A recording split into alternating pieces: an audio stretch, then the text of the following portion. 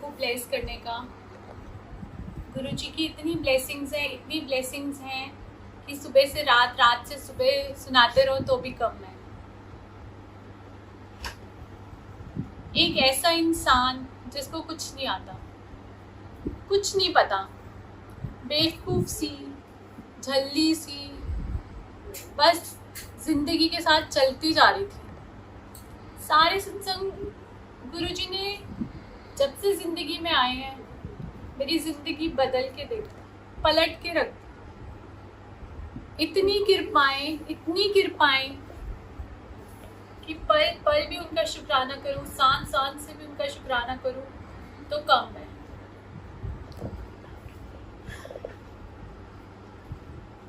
यहाँ पर हमने, गुरुजी ने मुझे यहीं पे नर्क भी दिखा दिया और स्वर्ग भी दिखा दिया। कहते हैं यहीं पर ही होती है सब चीजें, नर्क स्वर्ग सब यही है। जब से उनकी शरण में आए, स्वर्ग ही स्वर्ग, स्वर्ग ही स्वर्ग। उससे पहले की जिंदगी और अब की जिंदगी मैं आपको बताती हूँ। गुरुजी से जब मिले नहीं थे उससे पहले की जिंदगी क्या थी। मेरी बेटी, गुरुजी की बेटी, जो अब गुरुजी की बेटी है, क्योंकि उन्होंने लाइफ ब्लेस करी है तो उन्हीं के ही हम हैं। क्योंकि नहीं, अगर वो जिंदगी में ना आते तो शायद आज हम होते ही ना। गुरुजी की बेटी जब वो 5.5 साल की थी उसको कैंसर डायग्नोज हुआ था। कैंसर भी मैरो में था जिसका कोई इलाज नहीं है, कोई भी इलाज नहीं है उसका। 2007 में 2005 में उसको कैंसर डायग्नोज हुआ था। वो 5.5 साल की थी तब। गंगाराम हॉस्पिटल में उसकी इलाज चल रहा था। डॉक्टर्स ने बोल दिया था कि जब तक मेडिसिन काम करेंगी बॉडी पे तब तक ठीक है, जब वर्क करना बंद कर देंगी तब आहिस्ता आहिस्ता सब खत्म हो जाएगा।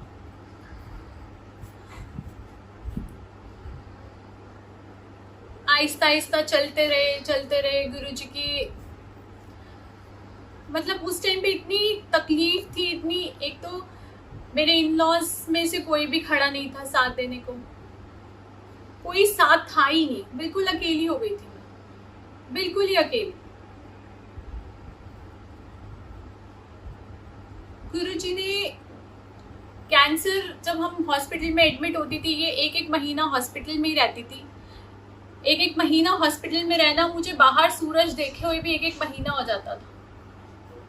हर टाइम जब थोड़े दिन होते थे हॉस्पिटल में एडमिट, हर थोड़े दिन होते थे हॉस्पिटल में एडमिट, और मैं कहती थी मेरा तो घर ही यही हो गया। गुरुजी, ऐसी कृपा है कि गुरुजी के अलावा मुंह से भी गुरुजी गुरुजी ही निकलता है। अमेरिका से मेडिसिन आती थी, 1,64,000 की वो मेडिसिन थी, वो फेल हो चुकी थी। वो बच्चा 5.5 साल का, जिसको 5 साल के बच्चे को, 5.5 साल के बच्चे को दवाई खानी नहीं आती, वो ऐसे भर भर के 10-10 गोलियां खानी पड़ती थी उस बच्चे को। कीमोथेरेपीज होती थी, एक एक नस, क्योंकि अगर एक बार एक नस में इंजेक्ट कर देते हैं तो दूसरी बार उस नस वो डैमेज हो जाती है तो और कोई, तो हम इसकी पूरी बॉडी में नस से खत्म हो जाती थी और फिर वो अंदर से इंजेक्ट करना पड़ता था, वहीं से लेना पड़ता था। इतनी तकलीफें देखी, इतना दुख देखा है उस बच्चे ने, हम सब ने साथ में। हमारी ये जर्नी, हम कहने को अब मैं ये सत्संग सुना दूंगी तो आधा घंटे में सुना दूंगी, 1 घंटे में सुना दूंगी, 5 घंटे में सारे सत्संग शेयर कर दूंगी, लेकिन ये हमारे सालों साल की जर्नी होती है। कितने साल हम लोगों को ये सब तकलीफें सहन करने में लगती है, वो एक पल तो हम बयान भी नहीं कर सकते। इतनी तकलीफ, इतना दुख कि आज मेरे से सुनाया भी नहीं जाता, इतनी तकलीफ सहन करी है। सारी चीजें, सारी मेडिसिन फेल हो गई, सारी कीमोथेरेपीज फेल हो गई, सब चीजें जो अमेरिका से मेडिसिन आती थी वो भी फेल हो गई, सब चीजें फेल हो गई। साथ में खड़े होने वाला कोई भी नहीं था। मेरे सास ससुर ने 1 साल भी नहीं इलाज को हुआ था, उसमें भी इतनी लड़ाई झगड़ा, पैसों के पीछे ये वो चलता रहता था, और उसके बाद उन्होंने हाथ खड़े कर दिए, हम नहीं इलाज करा सकते, जहाँ से मर्जी कराओ। वो तो मुझे यहाँ तक उन्होंने बोल दिया था कि इसने ठीक तो होना नहीं है, इसको किसी अनाथ आश्रम में दे आओ, क्योंकि बड़ा बेटा है। उन्होंने कहा उसकी तरफ देख, उसका ध्यान दे, उसकी तरफ पैसा लगाओ, इसके लिए क्या करना है, इसको अनाथ आश्रम में दिया जब तक जिंदा रहेगी। मैंने कहा पापा ऐसा भी कभी होता है, कभी ऐसा भी हो सकता है कि कोई अपने बच्चे को छोड़ा है। मैं ये बोल देती कि बंदर भी होता है ना, एक बंदरिया भी है, वो भी अपने बच्चे को नहीं छोड़ती, तो मैं तो एक इंसान हूँ, मैं कैसे छोड़ती हूँ अपने बच्चे को।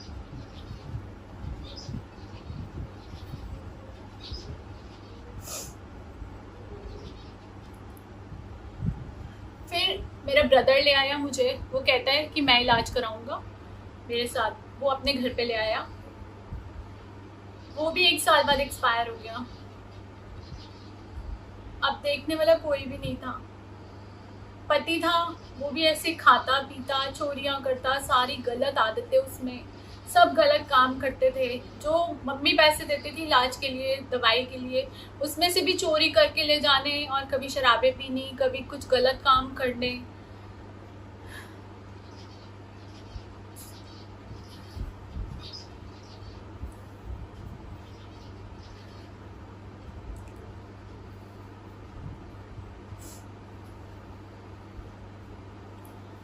फिर सब चीज़ें ख़त्म ही होती जा रही थी। बच्चा था, बेटा था बड़ा, वो पढ़ाई में, उसकी पढ़ाई नहीं हो पाती थी। जब हमने 1-1 महीना हॉस्पिटल में एडमिट रहना, वो उस टाइम पे 6th-7th में था बेटा, उसकी पढ़ाई इग्नोर होनी, मम्मी के घर रहना, उसको मम्मी के घर छोड़कर मैंने जाना। वो इतना रिजर्व और इतना चुप हो गया था, एकदम से चुप रहता था, बोलता ही नहीं था।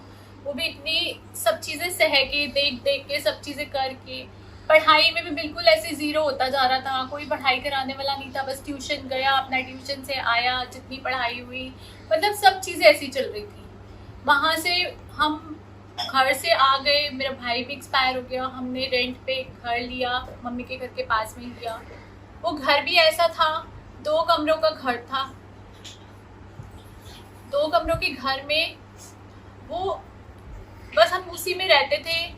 हमारी वॉशिंग मशीन, हमारा फ्रिज पीछे ओपन में रहता था कि बारिश वगैरह आती थी, कुछ भी होता था तो वो सारी चीज़ें गीली हो जाती थी। आगे से बारिश आनी तो आगे की दीवार एकदम ऐसे गीली हो जानी कि पूरा एसी, वो सब चीज़ें गीली हो जानी, और करंट आने का डर होना। ऊपर से कैंसर का पेशेंट घर में, ऊपर से दीवारों के में से लीकेज होने लग जानी, इतनी तकलीफ, और पैसे भी नहीं, और कई बार तो ऐसे हो जाना कि बच्चों के लिए दूध के लिए भी पैसे नहीं होने। इतना दुख, इतनी तकलीफ सह सह के 3 साल गंगाराम हॉस्पिटल में इलाज चला है, 3 साढ़े 3 साल। और इतनी तकलीफ, इतनी दुख से सह के मैं थक गई थी। और अब लास्ट में थकने के बाद मैं कहती थी, हे भगवान, अगर तू है ना दुनिया में तो हमें उठा ले, और सिर्फ मुझे मत उठाना, तीनों को, हम तीनों को, दोनों बच्चों को और मुझे, हम तीनों को उठाना, क्योंकि जो भी बच गया ना उसको देखने वाला कोई नहीं है, तो इसलिए हम तीनों को उठा लेना। गुरु जी की रहमत हुई, उनको, उनकी कृपा हुई, उनको हमारे ऊपर दया आ गई। सब आज कहते हैं कि हमारे कोई पिछले जन्मों के अच्छे कर्म होंगे जो हमारे को गुरु जी मिल गए। मैं तो कहती हूँ हमारे तो कोई अच्छे कर्म थे ही नहीं, उनको तो हमारे ऊपर दया आ गई जो उन्होंने हमें पकड़ लिया। क्योंकि अच्छे कर्म होते तो इतनी तकलीफ नहीं देखने को मिलती। अभी तो मैंने आपको छोटा सा ही बताया है ना, कितनी तकलीफें झेली है, कितने दुख झेले, ये तो हमें पता है। जब हमने इतने इतने सालों, इतनी चीज़ों के पीछे कैसे सहा है वो हमें पता है। वो गुरु जी के अलावा किसी को नहीं पता। उनकी दया, उन्होंने मुझे अपना बना लिया और बस मुझे उधर से बदल के रख दिया। अब मैं गुरु जी के पास, हम गए कैसे? हमारे को 3 साल से सब बोलते थे कि गुरु जी के पास जाओ। हम रजौरी गार्डन में रहते हैं, हमें सारे बोलते थे गुरु जी के पास जाओ, गुरु जी के पास जाओ। हम जाते ही नहीं थे। हम कहते थे हम कहाँ कहाँ जाए, क्योंकि जब हम इतनी परेशानी में होते हैं ना, तो कोई जो जहाँ बोलता है हम वहाँ जाते हैं। तो कहाँ हमने गुरुद्वारे गए, चलिए करे, मंदिर गए, मस्जिद गए, चर्च गए, जहाँ जिसने बोला वहाँ गए। जो मंत्र जाप, जो जाप जिसने बोला वो जाप करे। सुखमनी साहब के पाठ, जपजी साहब के पाठ, एक ब्रह्म कुमार ऋषि स्वामी जी हैं, उनके वो कुछ मंत्र देते होते थे, माला करनी होती थी, वो करे। सुबह से रात तक मेरी सिर्फ पाठ और पूजा में ही निकलता था, घर के काम करने या पाठ पूजा करने, मेरा सारा टाइम उसी में निकलता होता था। और जो ब्रह्म ऋषि कुमार स्वामी जी के पाठ करे, 3 साल करे हैं, और बिना एक भी दिन रुके, क्योंकि उसमें छोड़ना नहीं होता था, एक भी दिन नहीं छोड़ना, बिना छोड़े सुबह शाम, चाहे हम हॉस्पिटल में हैं, चाहे कोई तकलीफ आई, चाहे कोई भी हॉस्पिटल में है, हमने वहाँ पे बैठ के करे, वहाँ पे करे। जहाँ कोई मम्मी ने बता देना ये वाला मंत्र ऐड, उसके साथ में वो मंत्र भी जाप करना शुरू कर देना। कोई किसी ने बोल देना ऐसे कर लो। जो राधिका आंटी है जिसको कैंसर था, वो स्कूल में वॉलीचेरी स्कूल में पढ़ती थी, वो क्रिश्चियन स्कूल है, वहाँ की टीचर्स वगैरह चर्च लेकर गई, बाइबल दी, वो पढ़ी, उन्होंने वहाँ पे माथा टेका, उनकी वहाँ पे थी, वो बुद्धिस्ट को मानते थे, वो घर पर आके उनकी टीचर्स प्रे करती होती थी, सारी चीज़ें करते करते करते, लेकिन सब कुछ फिर भी बिगड़ता ही जा रहा था, कुछ भी सवर नहीं रहा था, सब कुछ बिगड़ता ही जा रहा है, बिगड़ता ही जा रहा है, कुछ हो ही नहीं रहा, सब कुछ कर ही जा रहे, कुछ भी नहीं हो रहा। ऐसे लगता ही नहीं था कि भगवान भी है दुनिया में। जब इतनी तकलीफें बढ़ जाती है ना, तो बस हम मत्था टेक देते हैं, लेकिन हमारे मन में एक विश्वास नहीं होता कि हाँ भगवान है, या वो कुछ कर रहे हैं, वो कुछ करेगा। सब चीज़ें ऐसी लगने लग जाती है कि बस ठीक है, मत्था टेक देते हैं, जो पाठ कह रहे हैं वो कर लेते हैं, जो पूजा कहते हैं वो कर लेते हैं। हाँ, डर भी लगता है कि अगर नहीं करेंगे तो पता नहीं क्या हो जाएगा, ये भी डर हो जाता था मन में कि नहीं करना है, नहीं करना है, चाहे जितनी मर्जी थकी हुई हो, जितनी मर्जी टूटी हुई होती थी, अंदर से भी दिल टूटा होता था, शरीर भी टूटा होता था, लेकिन वो करना है, बच्चे के लिए करना है, वो जबरदस्ती करके करती थी। सब कुछ कर रहे हैं। फिर जो उसकी रिपोर्ट्स थी राधिका की, वो आयुर्वेदिक हॉस्पिटल्स में दिखा दी, होम्योपैथिक में दिखा दी, एलोपैथिक में दिखा दी, पूरे वर्ल्ड में उसकी कोई ट्रीटमेंट नहीं, अमेरिका तक से भी कि इसकी कोई ट्रीटमेंट नहीं है, क्योंकि मैरो में कैंसर है, इसकी कोई ट्रीटमेंट नहीं। यही हो रहा था, सब चीजें फेल हैं। लास्ट तक भी इसकी कीमोथेरेपीज चली हैं, सारी कीमोथेरेपीज फेल हो चुकी थी, मेडिसिन फेल हो चुकी थी, कोई इलाज नहीं था। एक ट्रांसप्लांट लास्ट में उन्होंने इलाज बोला कि ट्रांसप्लांट, उसके लिए हमारे पास मैच नहीं था, और उन्होंने कहा कि हम सर्च पे डाल देते हैं पूरे वर्ल्ड में, कहीं से भी वो मैच मिलेगा। उन्होंने डाल दिया सर्च पे कि हम डाल देते हैं, कब मिलेगा क्या होगा हमें नहीं पता, वो सर्च पे डाल देते हैं सारी वो इसके, और फिर देखते हैं कि क्या होता है। लेकिन आप ये भी मत सोचना कि 2% भी चांसेस है उसके बाद भी वो बच जाए। और उसके बाद आप पैसों का इंतज़ाम करो, 35-40 लाख रुपए इकट्ठा करो, जो कि ज़रूरत होगी, जो चाहिए होगा उस टाइम पे। अब ये भी बोल दिया कि 2% भी चांस नहीं है, और अब मेरा एक माँ का क्या हाल होता है, पागलों की जैसे हो जाती है एक माँ। मैं बिल्कुल पागल की जैसे, मुझे समझ नहीं आती थी कि मैं करूँ क्या, मुझे कुछ समझ नहीं आता था।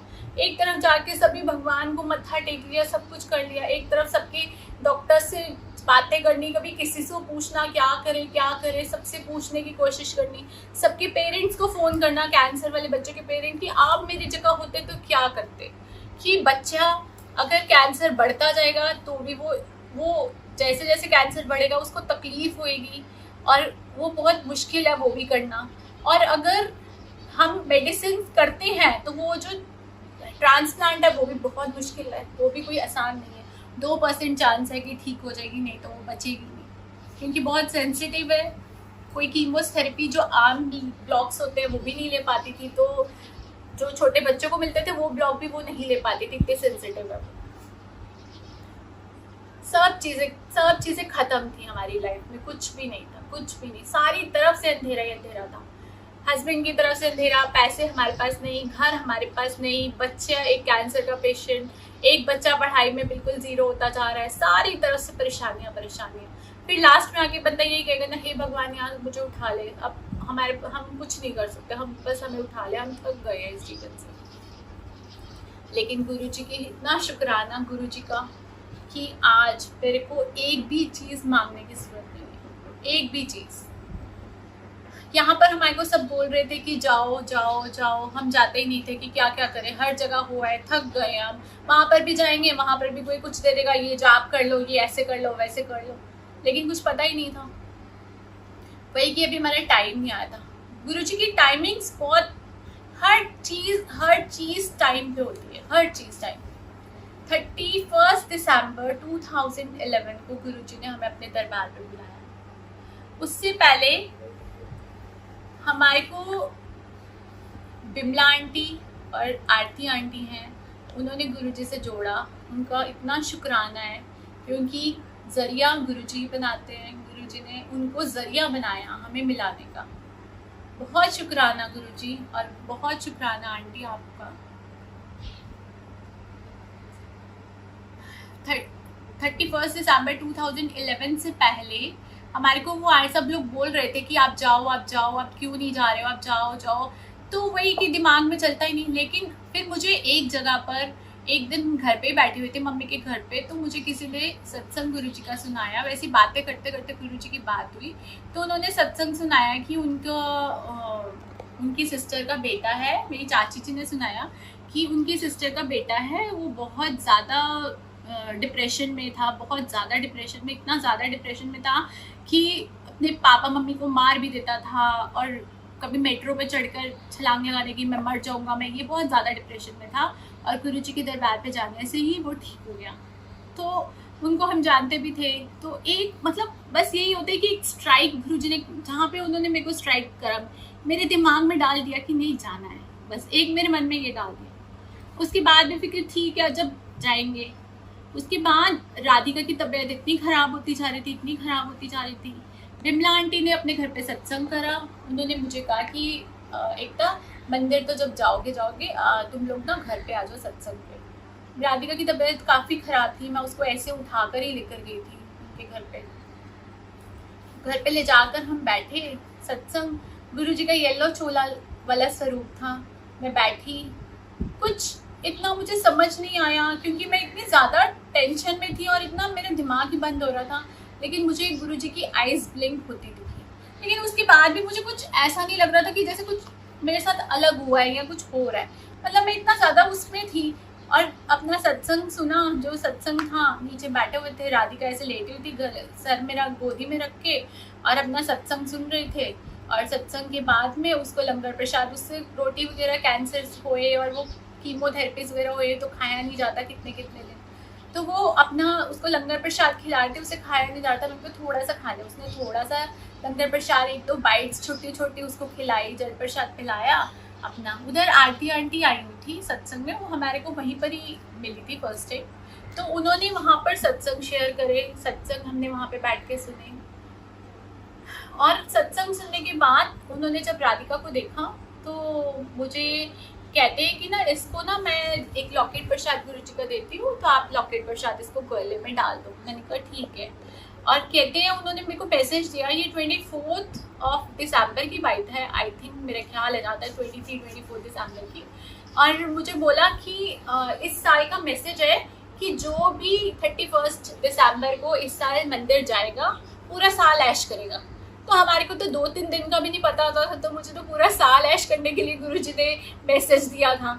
तो मेरे को हो रहा था कि गुरुजी मुझे बुला लेना, बस कोई विश्वास नहीं कि आप बोलो कि मुझे विश्वास था या ये था। क्योंकि जब हम सब चीज़ें तरफ देख चुके होते हैं, सब तरफ से टूट चुके होते हैं, तो कुछ नहीं कि बस जा रहे हैं। लेकिन ये सब चीज़ें दिमाग में डालने वाले भी गुरुजी हैं। उन्होंने मेरे दिमाग में डाला था कि नहीं जाना है, बस ये जाना है। और ये 31 का एक और मैसेज दे दिया मुझे। अब ठीक है मैंने कहा। और उसके बाद हम घर आए तो राधिका आंटी है जो, उनके पॉटी में ब्लीडिंग होनी शुरू हो गई। अब ब्लीडिंग होनी शुरू हो गई तो अब मेरे को हॉस्पिटल में फ़ोन करा। उन्होंने कहा आप जल्दी से उसको लेकर आ जाओ, एडमिट करना पड़ेगा। हम फटाफट लेकर हॉस्पिटल भागे। अब मुझे लगा पहले विश्वास नहीं, कुछ नहीं, आज तो सारे कहते हैं बड़ा विश्वास होता है या विश्वास करते हो, लेकिन जब हम जाते हैं उस टाइम हमारे को विश्वास नहीं होता। ये विश्वास दिलाने वाले भी गुरुजी हैं। ये आहिस्ता हमारे में विश्वास दिलाते हैं जब उन्होंने हमें सबको अपना बनाना होता है। और वो जिस को चूज़ करते हैं अपना बनाने, मैं कहती हूँ थैंक यू गुरुजी, आपने हमारे को चूज़ किया अपना बनाने के लिए, आपका बहुत शुक्राना है। उसके बाद अब उसको एडमिट करा हॉस्पिटल में। एडमिट करा तो अब एडमिट हो जाते हैं तो पता नहीं कब छुट्टी होएगी। अब मुझे यही लगी जाएगी गुरुजी हम कैसे आएंगे मंदिर, अगर छुट्टी नहीं मिलेगी तो हम 31 को कैसे मंदिर आएंगे, बस यही लग रहा था।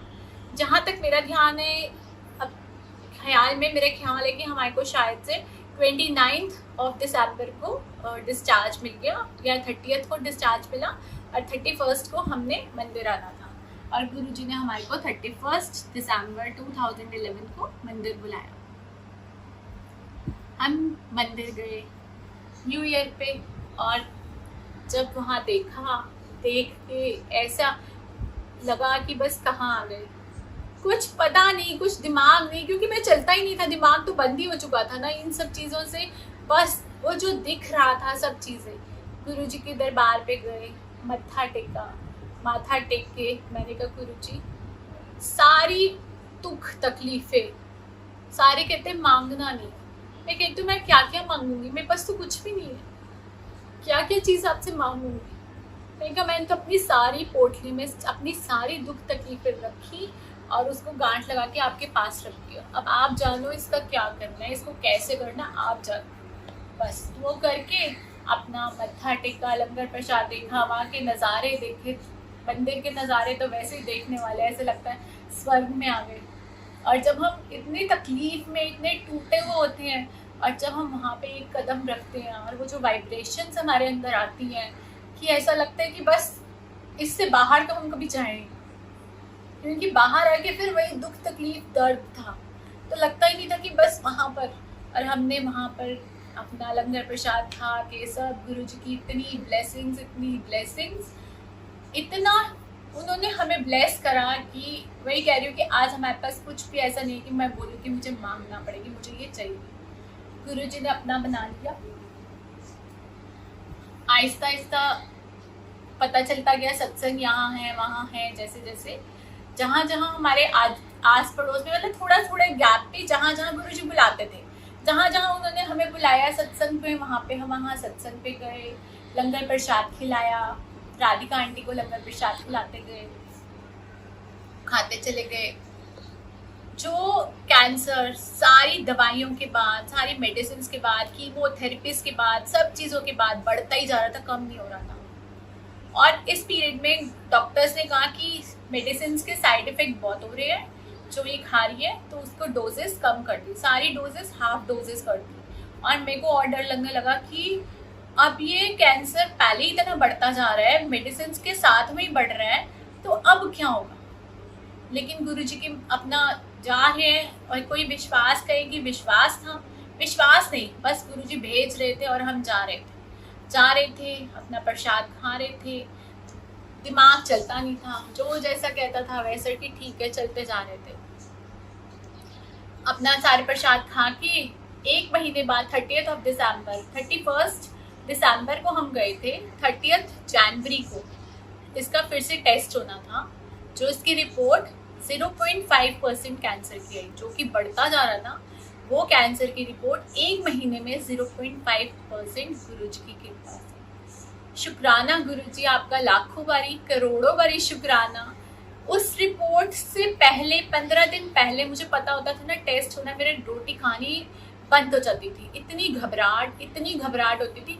और मैं कहती थी भगवान जी पता नहीं मैंने कौन से कर्म करे हैं, पता नहीं किसको कितनी तकलीफ दी है, किसी को पिछले जन्मों में कितना दुख दिया है कि मेरी घबराहट कम ही नहीं होती, हर टाइम घबराहट इतनी घबराहट रहनी।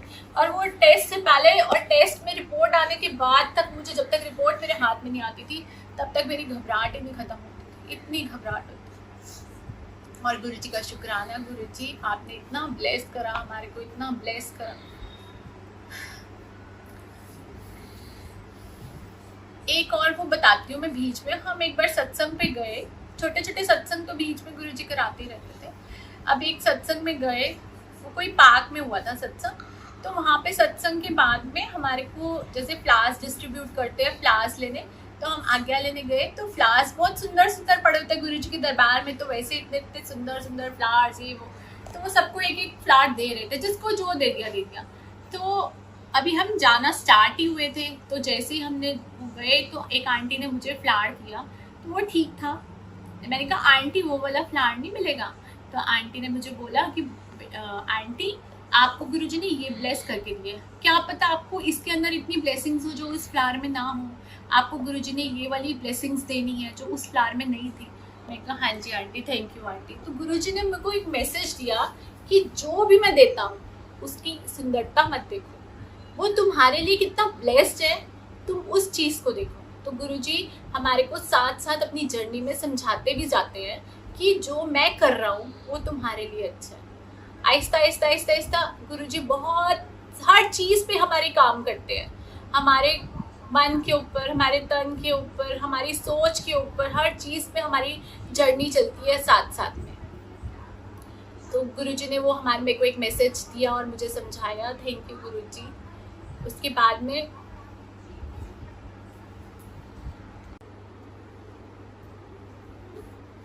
गुरुजी की ब्लेसिंग से कैंसर 0.5% हो गया। शुक्राना गुरुजी का। 1 महीने में सिर्फ लंगर प्रसाद खाकर, गुरुजी के मंदिर जाकर, वो कैंसर जो बढ़ता जा रहा था, सारी मेडिसिन के बाद, अमेरिका से जो मेडिसिन आई उसके बाद, सब चीज़ों के बाद वो कैंसर 0.5% हो गया। थैंक यू गुरुजी का।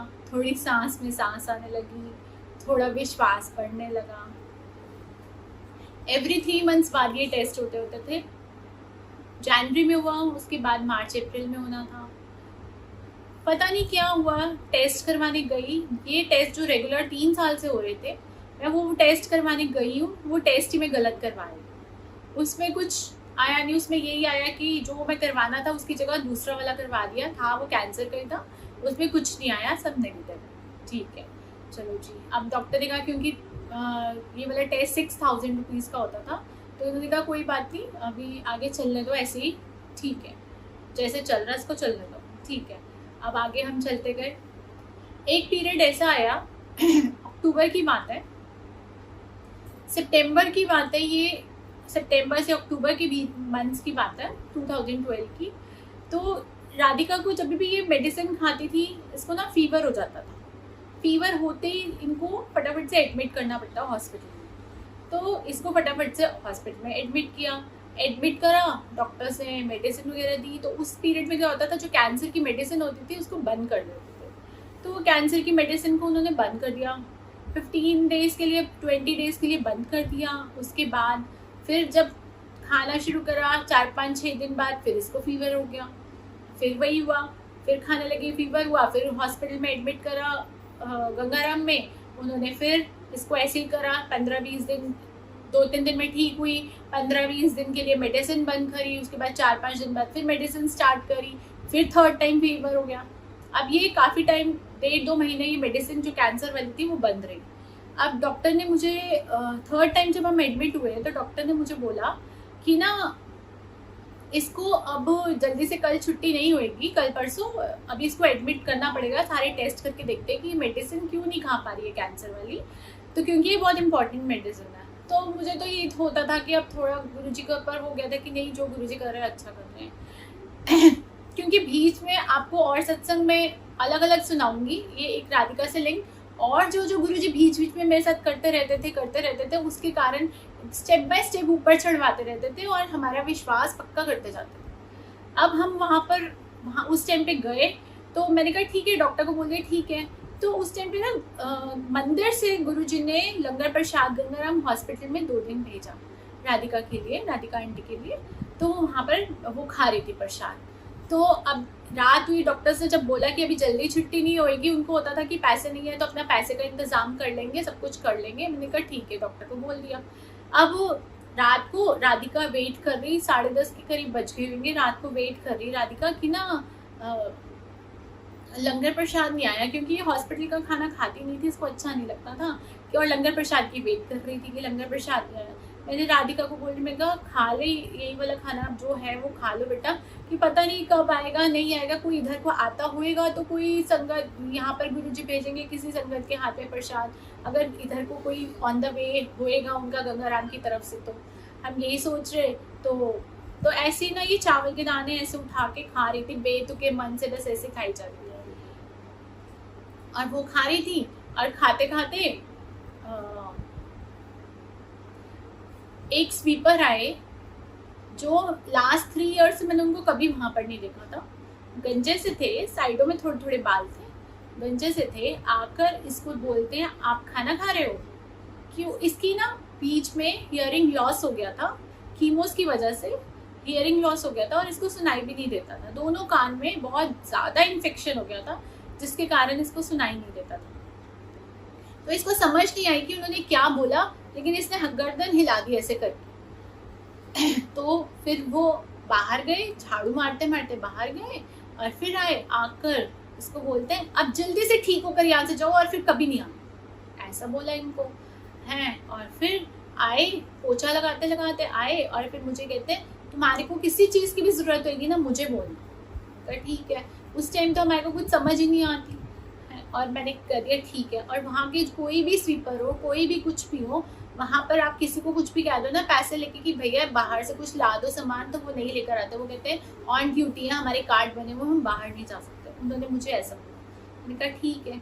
रात को हम सोए, सुबह 8 बजे के करीब सिस्टर्स ने उठाया कि रिफंडेबल मेडिसिन हैं आपकी। मैंने कहा क्यों? कह रही आपकी छुट्टी होगी। मैं इतनी हैरान कि शाम को डॉक्टर अभी हमें बोल कर गए हैं कि अभी जल्दी छुट्टी नहीं होगी और डॉक्टर विजिट होती है 10:30-11 बजे और 8 बजे छुट्टी हो गई है। और फिर गुरुजी की कृपा उन समझ आई कि गुरुजी हमारे को ब्लेस करके गए, आकर बोल कर गए कि अब यहाँ पर आज के बाद कभी नहीं आना। और वो दिन और आज का दिन गुरुजी ने हमें कभी एडमिट नहीं होने दिया। जब तक कैंसर के इलाज भी चल रहा था राधिका का, अब तो गुरुजी की कृपा से बिल्कुल ठीक है। 3-4 साल से कोई उसको वो नहीं है, बिल्कुल ठीक, सब चीज़ें ठीक, सारी रिपोर्ट्स ठीक। अब तो कोई टेस्ट नहीं, कोई मेडिसिन नहीं, कुछ भी नहीं 3-4 साल से। और उस टाइम पे जब वो सब चीज़ें चल रही थी तो, और वो उसके बाद कभी एडमिट नहीं होने दिया गुरुजी ने। और वो वाली जो डोज थी, जो हाफ डोज चल रही थी स्टार्टिंग में जनवरी में, जो हाफ डोज करी थी, वो अब इसके बाद डॉक्टर्स ने ऑल्टरनेट डेज पे कर दी कि 1 दिन छोड़ के 2 दिन छोड़ के। अब डॉक्टर बोल देता है 1 दिन छोड़ के, तो मुझे हमारे को इतना ज़्यादा गुरुजी की कि हम लंगर प्रसाद खा रहे हैं, तो वो 1 दिन छोड़ के बोलता था तो मैं 3 दिन छोड़ के खिलाती होती थी उसको मेडिसिन। और आगे चलते चलते ऐसे ही ख़त्म हुई। उसने फिर बोला कि 5 दिन बाद कर दो, तो मैंने हफ्ता बाद खिलानी, और उसने कहना हफ्ते बाद खिला दो, तो 15 दिन बाद वो मेडिसिन खिलानी। और सारी रिपोर्ट्स जो क्वार्टरली टेस्ट होते थे वो सारे गुरुजी की ब्लेसिंग से ठीक। अभी डॉक्टर्स को तो नहीं पता, लेकिन हमें तो पता है कि गुरुजी क्या क्या कर रहे हैं और हमारे से कैसे कैसे करवा रहे हैं। सारी चीज़ें, सब चीज़ें गुरुजी की प्लानिंग से चलती हैं। इतनी प्लानिंग गुरुजी की स्ट्रॉन्ग है, सब चीज़ें। और हमारे को स्टेप बाय स्टेप हमारा फेथ बढ़ाते जाते हैं, क्योंकि उन्होंने अपना बनाना होता है हमारे को, तो वो बस वो बढ़ाते जाते हैं।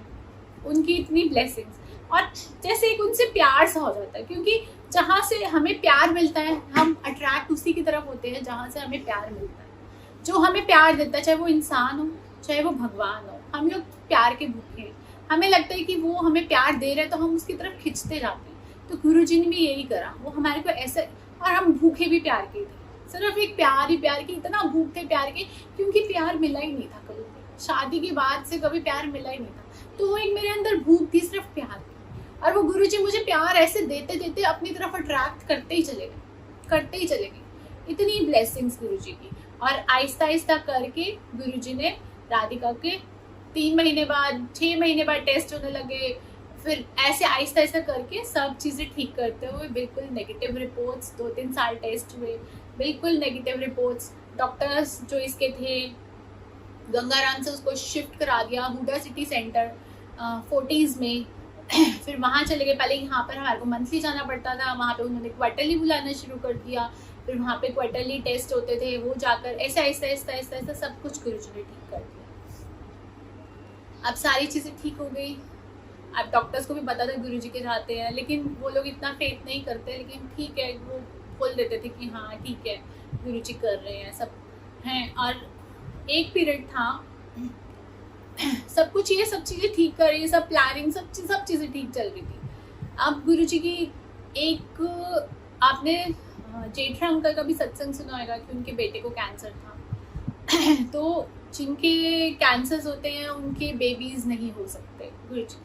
लेकिन मैं डरती नहीं होती, क्योंकि मुझे गुरुजी ने इतना ज़्यादा, जब उन्होंने मुझे, और इतने सत्संग, सबसे ज़्यादा जो चीज़ है वो है सत्संग सुनना। सत्संग सुन के, जब हम दूसरों के सत्संग सुनते हैं, हमारा कॉन्फिडेंस लेवल जो नीचे जा रहा होता है वो गुरुजी इतना अप कर देते हैं कि हमें लगता है गुरुजी बैठे हैं अपने आप संभाल लेंगे। और मेरे को भी यही गुरुजी, जब हर 3 महीने बाद रिपोर्ट आनी होती थी, पहले मैं फुल 15 दिन तक ऐसा होता था कि मैं 15 दिन में कुछ नहीं खा पाती थी, मेरी रोटी अंदर जाती थी, वो बाहर आती थी। आहिस्ता आहिस्ता आहिस्ता गुरुजी ने ऐसा कर दिया था कि 1 घंटा, बस मेरे को 1 घंटा डर लगता होता था यहाँ से, जब तक कोई रिपोर्ट लेने गया और वहाँ से उसने मेरे को फ़ोन पे बोल दिया कि बस सबसे पहले मैं ये भी कहती थी, हेलो भी मत बोला करो, मुझे बस बोल दिया करो ठीक है, फ़ोन उठाते बोला करो ठीक है, ये भी मत बोला करो हेलो हाँ जी, कुछ भी मत बोला करो। मेरे को इतना डर लगता था। तो बस आगे चलते चलते ये प्रोसीजर जो 15 दिन का डर था, गुरुजी ने सिर्फ 1 घंटे का कर दिया था कि जब घर से कोई जाता था और वहाँ से मुझे फ़ोन कर देता था कि हाँ जी बिल्कुल ठीक है ये रिपोर्ट, बस इतना डर हो गया था। मतलब गुरुजी की इतनी ब्लेसिंग्स है कि वो हमारे को, वो जो सांसें हमारी जो डर डर के आती थी, वो भी गुरुजी सब चीज़ें ठीक करते जाते हैं। इतनी गुरुजी की ब्लेसिंग्स। अब ये पीरियड हो गया कि अब पीरियड्स आने का टाइम था। इसकी कज़न है, उसको पीरियड्स आने लग गए, अब इसके पीरियड्स नहीं आ रहे थे। अब थोड़ा सा टेंशन हो जाती है, लेकिन मुझे लगता है मैं एक बार सोचती हूँ, सोच के फिर मैं कह देती हूँ गुरुजी मुझे पता आप बैठे हो ना, जब आपने लाइफ दी है तो आपके पैकेज में सब कुछ है। गुरुजी के पैकेज में हेल्थ से स्टार्ट होती है, हेल्थ, फिर वेल्थ, फिर सब खुशियाँ ज़माने भर की, दुनिया भर की, जो जिस इंसान को चाहिए होती हैं वो सब गुरुजी के पैकेज में होती है। क्योंकि इतने सत्संग गुरुजी ने सुनवाए हुए हैं, तो मैं बस वही होती थी। लेकिन यही होता था फिर जो जैसे कज़न का, राधिका की कज़न का, उसका फ़ोन आ रहा है कि मेरे को दर्द हो रही है, ये हो रहा है, वो हो रहा है, क्या करूँ हैं। और उसके बाद फिर मेरे को थोड़ी सी घबराहट होनी, और फिर मेरे को लगना, मैं कहा गुरुजी मुझे नहीं पता, आप बैठे हो ना, आपने ही सारी टेंशन, मतलब आपने, मुझे पता आपने सब कुछ देना है, मुझे पता। क्योंकि सत्संग सुने हुए, ये भी सुना हुआ है कि जिनके बच्चेदानी भी नहीं थी उनके भी बेबीज हुए हैं, तो फिर गुरुजी सब कुछ कर सकते हैं, तो फिर डरना किस बात का। लेकिन वही है कि हम इंसान है, थोड़ी सी घबराहट हो जाती है। फिर अपना चलो जी ठीक है। इस पीरियड में हम लोग डुगरी गए तो रास्ते में, अब बस में गए थे, सारे थे बस में, मैं पीछे बैठी हुई थी, लास्ट सीट पे बैठी हुई थी। और लास्ट सीट पे बैठे बैठे फिर वही दिमाग वहाँ पे आ गया कि ना ऐसे ऐसे उसके पीरियड्स आए, इसके नहीं आए गुरुजी। मैं कहा गुरुजी आप देख लेना। इतनी देर में क्या हुआ, मेरे फ़ोन पे व्हाट्सएप पे मैसेज आया, आप नानी बन गए। और मेरे को लगा ये कौन है। मैंने वापस उनको करा कि आप कौन हो, तो उन्होंने देखा, उन्होंने कहा सॉरी मैंने गलती से मैसेज भेज दिया आपको। तो मेरे को इतना लगा कि आपने गलती से भेज दिया, लेकिन गुरुजी ने मेरा आंसर दिया कि आप नानी बन गए तो सब कुछ मिलेगा, तू मत घबरा। मतलब मैं इतनी खुश हो गई कि गुरुजी आपने मेरे को ऐसा आंसर दिया। तो जबकि उन्होंने सॉरी बोला, मैंने कहा कोई बात नहीं, गलती से हो गया तो कोई बात नहीं है। और गुरुजी ने मेरा मैसेज मुझे भेजवाना था और वो भेज दिया। अब 1 या 2 महीने बाद ही सत्संग था मामा जी के घर में, वहाँ पे ही राधिका को पीरियड्स आए, सत्संग में ही पीरियड्स आए। शुक्राना गुरुजी का कि गुरुजी कहते हैं कि तुम मुझ पे छोड़ दो, मैं सब कुछ पकड़ लूँगा, मैं सब कुछ संभाल लूँगा बस। और मैं छोड़ देती हूँ और वो पकड़ लेते हैं। इतनी ब्लेसिंग्स गुरुजी की, सब तरफ से गुरुजी ठीक करते चले गए, सब कुछ अच्छा होता चला गया, विश्वास बढ़ाते चले गए, सब काम करते चले गए, सब काम हेड ऑफ द फैमिली बन के सब चीज़ें संभालते हैं, सब कुछ करते हैं।